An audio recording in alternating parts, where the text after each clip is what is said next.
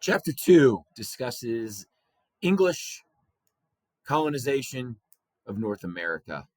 Many of you may be familiar with this from your K-12 education, that you had the New England colonies up in the north, you had the middle colonies, and then you had the southern colonies, right?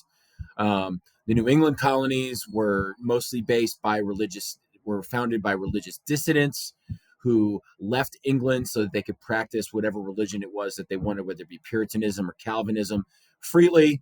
And in the southern portion of what becomes, the American colonies, you had those who were members of joint stock companies or indentured servants who came over to farm the land, find a cash crop, tobacco, indigo, rice, cotton, and then make money.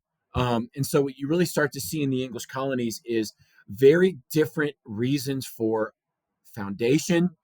In the North, very idealistic, whether it be religion or freedom or liberty. And then in these southern areas, these joint stock companies, and then the men who came over to found these and work these lands were there for money. And so in many ways, you start to see, 150 years before the American Civil War, the beginnings of very different foundational principles for the people and then their descendants who lived in these different regions. So you sort of see the rise in sectionalism and you see the rise in this division that is going to lead to the American Civil War, which of course we know was fought over slavery, is that the southern states wanted to keep slavery. It was critical to their society and their economy. And then northerners who in many ways were very apathetic to the plight of the enslaved, but didn't like the fact that you had this minority of these enslavers that were dominating and sort of bullying in many ways the federal government. But that's for another chapter. But it's interesting to sort of look at it through that lens when you look at chapter 2, is that sort of think forward that these are the seeds that are being planted for disunion, just by the way that they're founded and why these individuals were there and what was important to them. One really important thing that is a critical aspect of this chapter is the need for labor. In the early decades, in the first, almost, century of the English colonies, the primary form of labor in these areas were indentured servants. Now, indentured servants were individuals who agreed to work for a set period of time in exchange for passage over to the quote unquote New World, to the colonies. These were usually people who were serfs over in England, who were at the bottom of the social ladder, stuck in that position in feudalism. And the New World, the American colonies, presented opportunity for them. And because they did not come from wealth and they could not afford passage over to the New World, they agreed to work for a year, 2 years, 3 years, 5 years for this joint stock company or this individual landholder.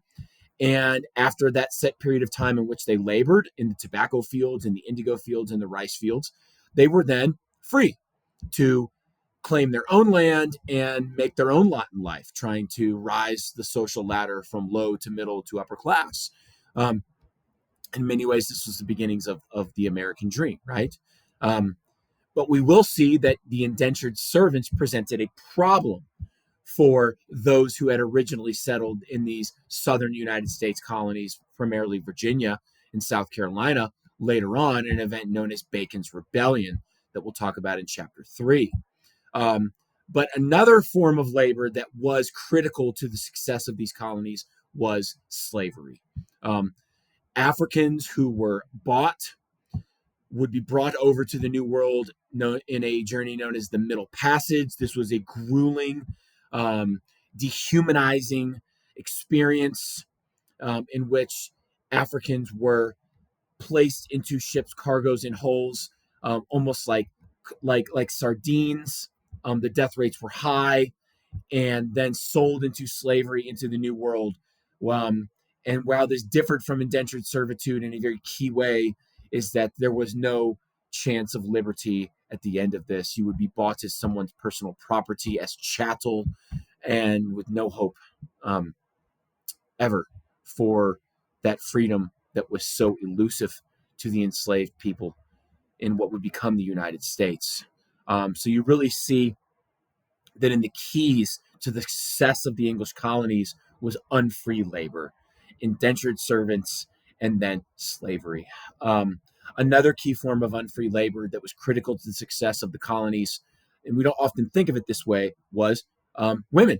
Is that women were, although they were in lower numbers in the colonies, specifically in the southern colonies, in many ways, you had women who were critical to the success of these commonwealths in New England and in the middle colonies, and to a lesser extent in the southern colonies. But they were critical to the success of the farm, of the homestead, to the community. Is that women played critical roles by helping in farming and in sewing and in manufacturing and in the homespun movement, of which they would produce products that were critical to the success of the homestead of the family. However, women had no legal rights in these societies. They were essentially the property of their husband or of their father, and thus made them another form of quote unquote unfree labor. So I think in conclusion to chapter 2 is that unfree labor played a critical role in the success of the British North American colonies.